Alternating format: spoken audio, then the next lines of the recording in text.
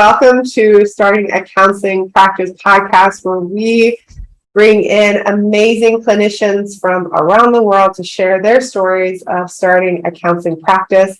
This week, we're focusing in on building your website, all the nitty-gritty fun things that could go into that. And we have an amazing, successful group practice owner, Tiffany here with us today to share some of the back-end wins and amazing moments and the frustrating things and the recommendations she would make about, what she would change and what she would do differently and what she did right. So that when you build your website, you can have a little bit more fun and more success, a little bit more ease in starting your counseling practice. Podcast. Welcome, Tiffany. Thank you so much. Glad to be here. I'm glad you're here too. So you want to start by sharing where you're located and your website address and a little bit about your practice today. Sure. My practice is located, we have two locations. One is in Center City, Philadelphia, and the other is in Bryn Mawr, Pennsylvania, which is about half an hour, 40 minutes from Philadelphia in the suburbs. Awesome. My website address is tiffanyspilov.com. And what was the other question? And that's Spilov is Spilovi. Yeah. Tiffany with a Y, Tiffany, Spilov, Spilove.com. And tell us about what your group practice looks like today. We have about 17 clinicians that work in the practice. We're currently in a search and hiring process for a practice manager. And one of our clinicians is a nutritionist, and we have a movement specialist, and we are all specialists in our own niches. And our umbrella is we focus on trauma. So then the different niches within the trauma umbrella is our specialty. Fantastic. And when did you first realize that you needed to build a website when you were starting your counseling practice? When I was in business school boot camp with you two in 2016. I took the plunge. I had a website. It was through a different platform, and it was like kind of pretty, but I didn't know what to write on it. And I had some like random pictures of lights and humans laying down or something. But I didn't really understand what the point of a website was exactly. And so you had a website. So tell me about that part. When you first, before business school, right? And you just were like starting, you're like, okay, someone told you, what was the first thing that you heard about a website that made you go and start this first iteration? I don't know if I heard anything. I just figured that I should probably have a website because I don't know, like people have websites, and I thought maybe somebody would like stumble upon it and like want to do therapy with me. Like that was my big thought. So I was like, okay, like I need somewhere for them to find. Yeah. It's probably Psychology Today, right? Because there's websites attached to the Psychology Today profiles. And so I was like, okay. But then I remember like trying to build it, and it was complicated, and I didn't really understand how. And then I was like, well, what words do I use? Like, what am I trying to communicate, and who am I even talking to? So I don't remember what I wrote on there, but. Well, you probably wrote what everyone wrote, right? Like, I think a lot of people, even when they go through Psychology Today, they end up with like therapy sites or some other like place, and either they take whatever is the content that's put in there, like, hey, I'm a solution-based, welcoming therapist that will, strength-based, blah, blah, blah, cognitive behavioral, like we start just throwing out jargon, or we just say, welcome, I work with everybody and anyone, and like, here are some pictures of stacked rocks, and like, Here we go. It was option B. But I'm more psychodynamic, so like my language was really diffuse, and I was just like, I can see underneath your soul or something, like I didn't know what I can see underneath your soul, and the person gets there and there's some light shining, and you're like, it was that vibe. And then we got into business school, and we're like, tell us about like what your ideal client is experiencing. And you're like, ideal what? I don't understand. Yeah, there was that. I mean, business school, like, but I took to it like a duck to water. I really liked having people, like, I liked having you guys tell me exactly what to do and how to do it. Yeah. So even like, I remember like sitting there with the ATP sheets, just writing out all the things, like all the different lines. And then like, I even cut them out with scissors and I would like rearrange them like magnets to see what made the most sense. Yeah. I love that. So when you saying ATP, we have a system of like questions that we take people through and like a process of the authentic transformation proposition, which is kind of that idea of like people are coming to you in pain. How do you speak to them in that moment and then move them through the process? It's sort of like, what is the intervention? When we have a client that comes into us face to face, we kind of, maybe at the beginning we don't know, but at a certain point we know intuitively, oh, I can see the pain that they're in.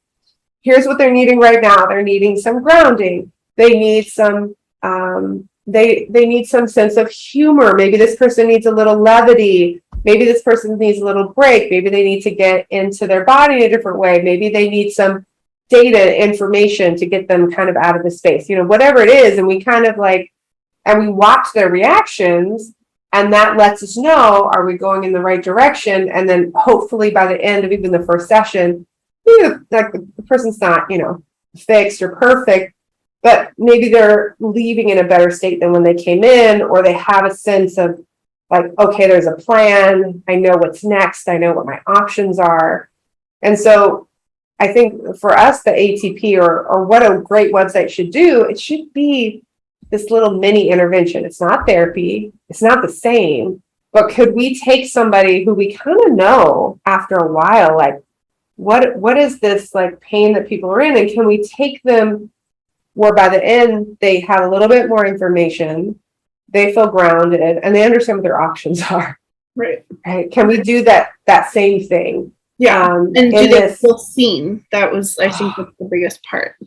Right. Yeah. Like you get them as a therapist. Yeah. What changed in terms of when you started to create that other languaging, when you dove deep into making sure that your potential clients felt seen? How did that impact your connection with clients when they called you on the phone?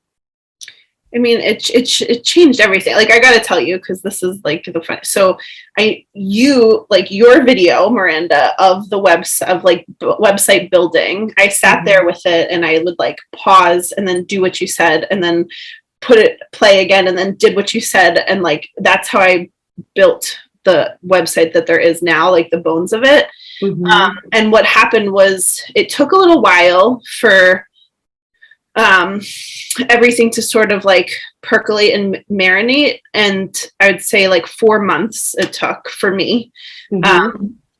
And then the phone just started ringing. Mm-hmm. And when it was ringing, I was not getting people like with some random thing that I didn't know how to treat. I was getting people saying like, your website really spoke to me, or like I really liked what you wrote about. Like at the time I was really doing a lot of eating disorder work, so like I really related to what you were talking about with like body image and I can't stop purging or whatever it was, and like I had written about that, so like they were receiving it, like I was writing them a note and they got the note, and I started being able to build my practice around like these clients that I really understood, as opposed to like some other thing that I didn't know much about or have as much interest in. I love that. Like they got the note. Yeah. Sometimes we talk about it like a love letter. Like they got your, it's like what does that look like? Like they got this like beautiful message of hope and connection, and like I see you. I can help if you need it, if you're ready, if I'm the person. And they're like, yeah, like, I think you're my person. Like, let's get on the phone. Like, let's talk. Yeah. And it changed too. Like, obviously you guys work with us around pricing. And before that, I would like bend over backwards to make sure that the client could afford it. And in this way, when I started, I did the website, I'd get the calls, and then I had a boundary around like, this is my fee.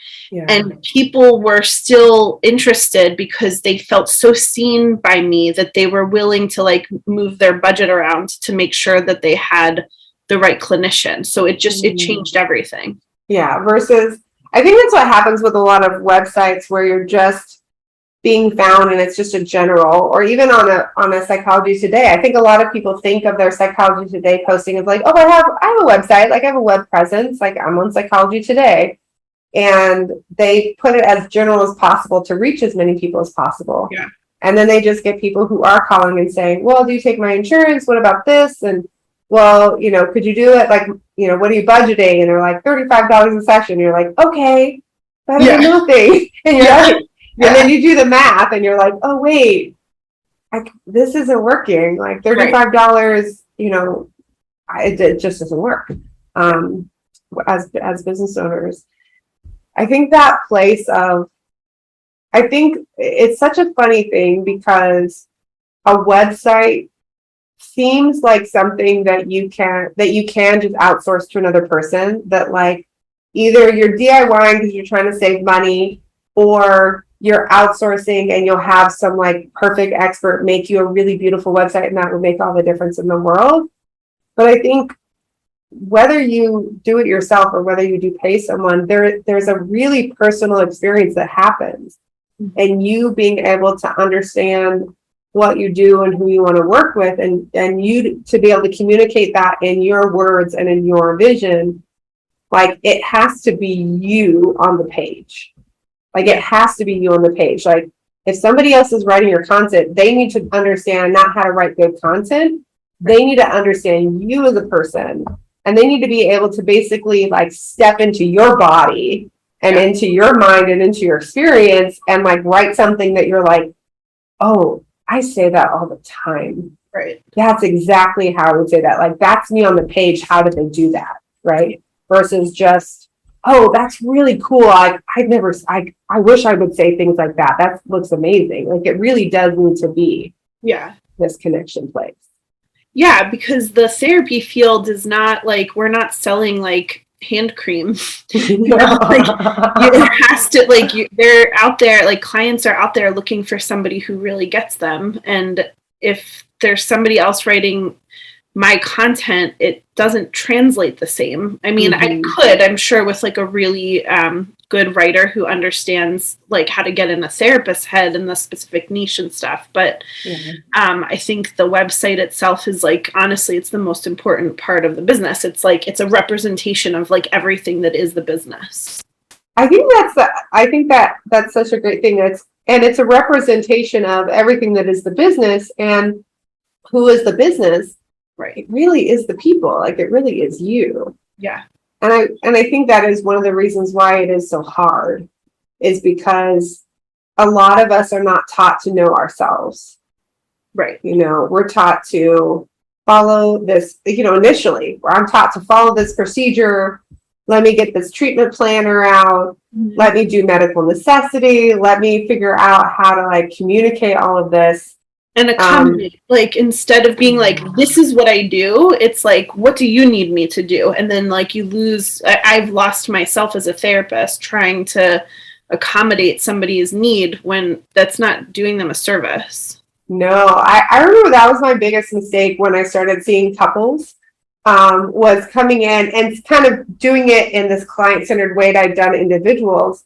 And I didn't realize, like, I was providing no grounding or safety for these couples, right? I was just letting them kind of come in and replicate the same dynamic in my office, or at the very least, do nothing, right? Because I'm just kind of talking it through. And it wasn't that I was trying to be a bad therapist. And I very quickly realized I needed to get training, and I needed to get a lot more specific about that. But it was a whole different thing when I started giving people like, this is how I do couples therapy. This is what this looks like. Are you in or are you out? And, and if it doesn't work, that's okay. Let me find somebody who does work. But like, here's how it's going to work. And it actually allowed people to kind of settle in to that experience. And it wasn't, coming from such a client-centered background, I was always worried about imposing my sense of how things should be on the clients.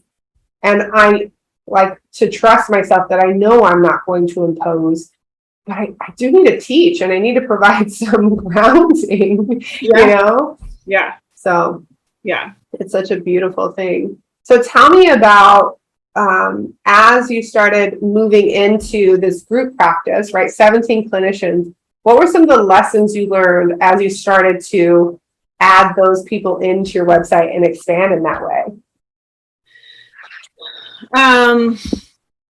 Well, the beginning of it was just me and one other person, and so I could like pretty easily duplicate like what I did for me and my page and just make her a page. But it was also like she was getting my overflow, so she was treating like clients that I couldn't like I didn't have time for. But then I started to realize like she really needed like she has her own niche, and it's different than mine. And so I started trying to like replicate the ATP, but it's harder to get in someone else's head. And like, I don't think, I couldn't really teach her how to do an ATP at that point, because like I didn't understand it well enough to be able to like teach her to do it. So I was like trying to get in her head, which I could do, and I did that. And then the next one came, and like I did a really good job with hers. Like her head was easier to get into for me.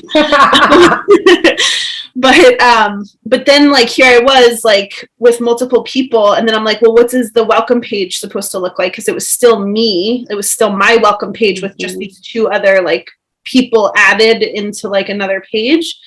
And then I think it wasn't too long after that I went back and got coaching with Kelly, and we started refining like what the group practice was to look like as a website.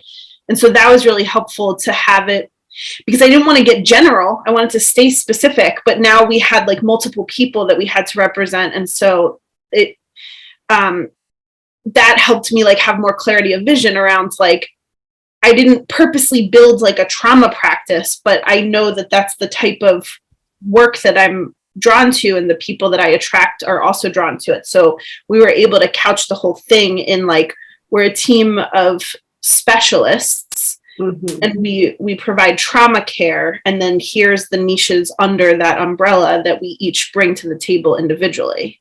Yeah. I think that's so huge, is to understand that group practice vision. And I think when you understand who you are as a group practice, it also means when you're hiring, there'll be times where it's like, oh, this great clinician comes, you're like, oh, this person is awesome. Then you realize like, oh, like that actually doesn't like fit at all under what we're doing. Like it would be such a departure. And like, oh, that would work better over at this practice, or they would be better off on their own, and not because they're a bad clinician, but it just doesn't make a lot of sense. Versus like, oh no, even if this person who's coming in with this specialty in LGBTQIA, plus stuff, if that person left, I would want another person who could really dig into that particular subspecialty. If this person who left, who's doing teen eating disorders, went like, oh no, I'd want to be able to do it, or sexual abuse, or whatever the dynamics are, like I would want to make sure that we always have this specialty covered. Like this is important, versus just letting your practice kind of expand to, oh, whoever's a good therapist can come here, and then they leave, and you're like, well, what do I do with all of these clients that I've attracted? Right. They don't work for my practice anymore, and now I'm feeling kind of awkward because I worked really hard, this person left, and now I'm just referring back over to them. And I've created something where I'm feeling like resentful, because I spent 6 months working really hard, getting the content perfectly, doing the SEO, doing all these things, only to have this person leave at 6 months with a full practice, and then realizing I'm still feeding them clients for the rest of the time. Or whatever the dynamic is like, yeah. Or even in some cases, we've had group practice owners where the person's like, oh, thank you. And they literally just copy the content, that you spent hours and hours writing, and then they open up their own thing, and take that with them. They're like, oh, that's me. Yeah. And you're like, it's actually like, I did this, Yeah. Yeah. So it can get a little tricky. Yeah. Practice owner. It can. I mean, for sure. Like, it's kind of website, but it's also not kind of website. Like, obviously, I've been shifting the practice over from independent contractors to employees. We're now all employees, and that's the thing that kind of protects against, some of that. What just came to me actually, and I'd never thought about this. I think it's that idea of when you're thinking about building a group practice website, think about it as if you are building a home. And you have this space where everybody is kind of coming together, and then you have these rooms. Right. But when somebody leaves, they don't take the whole room with them, right? That room stays. And you might adjust that room for the next person who comes in, but that room is there, and it's part of this home. And as you expand, you want to make sure that this still feels like it makes sense in the home. It doesn't feel like it's just, have you ever seen a house like that where you're like, oh, there's this beautiful 1920s house, like it's just gorgeous craftsman, and then you're like, did they just make a castle spire like off the back end, and then did they just put like a drive-through McDonald's on this other side? You're like, what is happening to this house? Like, what is going on? Sure. And and again, maybe there's room for things to shift, but there's certain things where you're like, this just doesn't go. Right. And also realizing that you're putting a lot of energy into remodeling that space, into all of the building materials. That's part of your investment in that home. The person doesn't take the bricks with them, who's renting in that space. They get to move on, and maybe they learn something from there. That's great, but it's not their bricks. It's not their mortar. It's not their carpeting. It's not their laminate flooring that they just pull up, from the things. Like, it's yours. Yeah, it's true. Yeah, I mean, that's been another part of the learning curve for me is, I always have to go back to it took 4 months for my website to catch up with my clients calling to make appointments. So as long as I stuck within the certain areas of the niche, it was easy enough to my first hire was Megan Spear, who does a lot of LGBT work. Well, I had already put in SEO juice for LGBT, so it was easy to fill her up. And then Nicole was the second one, and she was pretty easy because she was doing grief and trauma work and complex trauma, and I had already was getting clients like that, right? Yeah. But then for example, when Allie came, Allie is a child specialist. And it was during COVID too. So double whammy. And it really took a good 4 to 6 months for her. I had to very purposefully bang out a bunch of SEOs and blogs and multiple pages for her to, and reach out networking wise, and let people know we're treating children now. Yeah. And what that looks like. It was having a whole new business. Yeah. To get that really going, and it's going, but I have to keep that in mind if I'm going to hire somebody, or if somebody's caseload is dwindling and I'm trying to, get the phones ringing again for that particular niche, it has to be really purposeful. You taught me that, you have to know which buttons and levers to pull to be able to get those people interested in working with this particular specialty. So it is a lot of work, and you can't do multiple at one time, or it takes extra long. Yeah. I think that's the piece too, is a lot of times people do feel oh, I can just do all the things, and we all have finite energy. We only have so much so much space. And even when you think about somebody's brain and energy, when you go to a networking event and somebody says, oh, I work with everybody. I work with children and seniors and teens and eating disorders and this and that and that. At a certain point, your brain just goes, I don't know what to put you. The more specific you are with somebody, the more they can take it in and put it in that scenario. And over time, people can expand where you go in their brain. They can get to know you and know like, oh, this person does this and that, or, oh, they introduced me to this person at their practice who also does this. Like, oh, that's really awesome that they expanded in that way. But if you just, I was listening to someone yesterday, it popped up on an Instagram reel, and this one was like, oh my gosh, and she went through probably 11 different types of businesses she was running. And after the first 3, like my brain just went, what? And I was just like, I just don't even know. Like, I have no idea. And I didn't remember the first 3. I didn't remember the last 8. Like, I just was like, I don't know what you do, like, at all. Yeah, right? Exactly. It's too much information. Yeah. And I think the other part too, for the going back to like the specifics of the website, you talked about the SEO juice, right? That idea of like, how do we let Google know what we're doing and do it in a way that's like, how do I move that as quickly as possible?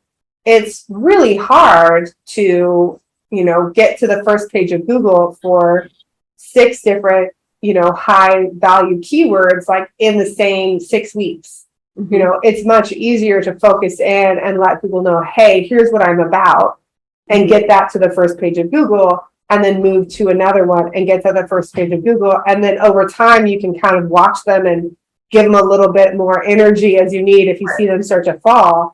But if you try to do everything all at once, then you're like, oh, well, they all went from the 6th page to the 5th page. You're like, cool, but like, you're not getting any calls if you're on the 5th page. Like, they're all going from the 5th to the 4th page. Cool, but I'm not getting any calls. Like, the faster you can get one to page 1, right? The quicker you're going to have the phone ringing and be happier and healthier. Yeah, for sure. So, what would be your biggest piece of advice to? I feel like just as now looking back, right, to someone who is starting group practice anew, there's lots of people that are expanding into group practice right now, lots of them who don't know what they're doing, but people who are starting their group practice website for the first time, what would be your biggest piece of advice? Watch your videos and follow along. Don't try to get like too creative. Just like get the bare, because that's the thing for me is like I followed along and I made the website and I thought I was done, but like it's a living document. Just know that. So like you got to get it started, and then the blog challenge thing, that was really helpful for me. I signed up for somebody you guys had talked about who like gave you a prompt or like held you accountable on Facebook or something. And so every morning I was sitting there like banging out a new blog every day for 30 days. I did blogs and they were terrible. Like they had 0 value. They were embarrassing. You can find them at the beginning of my website. They're like awful, but it didn't matter because they had a bunch of like words that people were looking for, and it got people in the website. They have they were not the way that your blogs are today, right? They were a first iteration of you finding your voice, right? Yeah. And like a cat with a hat for Christmas, or like good vibes, like memes. That's okay. Like I think we all have to start somewhere, and I think also we have such high expectations for ourselves of like, we have to do something that's like really amazing, and that's where clients will feel connected. Like I remember somebody calling about a blog I'd written where I was talking about cleaning out my purse, and I'm literally talking about finding trash where it's like, oh my gosh, there's like a pastry wrapper from 2 months ago in my purse, which is like embarrassing that I was like putting that on my therapy website, and the client was like, oh, that did it. Like I just knew, like you were the person for me, right? Like I'm literally talking about like I thought it was in many ways it was like, oh my gosh, like my purse was 20 pounds lighter. I'm like, are you carrying trash around with you? Like I can help you. Yeah, it was great, but like it was also like kind of funny. Like I'm literally, especially back then too, the idea of self-disclosing, talking about your purse, like talking about your trash, like was like, whatever. Amazing. But Yeah. I think that's the piece is, I could definitely look back on my writing back then and go, oh, that was not, I didn't even give sometimes good advice initially. Like I didn't talk with people about the business aspect of money or about the emotional aspects, like for years into the process. Like I was just like, here are the things that you need to do. Here are your steps. Do these steps, and not realizing like, well, why aren't people doing the steps? Right. And now I know, like, okay, slow down. Let's talk about the emotional aspects. Let's talk about like what your real fears are. Like for most of us, our real fears are not a client seeing our website and being like, not for me. Our real fear is another clinician, like a colleague seeing our website being like, that's a bad therapist. Oh, yeah. That's our like deep fear, is like being judged by our colleagues. For sure. Like and so then we write to our colleagues and our clients are like, what are you talking about? I don't even know what that means. I have no idea what a solution-based, whatever approach is using with training in, DBT and, CBT with a smattering of, EFT and, blah, blah, blah. Yeah. Yeah. It's not helpful. It's not helpful at all. So, oh my God. Well, thank you today for coming in and sharing some of your journey of this website. And, for those of you who are, I know Tiffany's so lovely of saying like, oh, just do business school. Business school's not right for everyone, but know that if you're not sure how to do this, there is help and support. But ultimately, all that we're doing in business school is really helping you tap into who you are as a therapist and finding your own inner voice. And that's not something you can, usually outsource to another person. It's a harder skill to learn.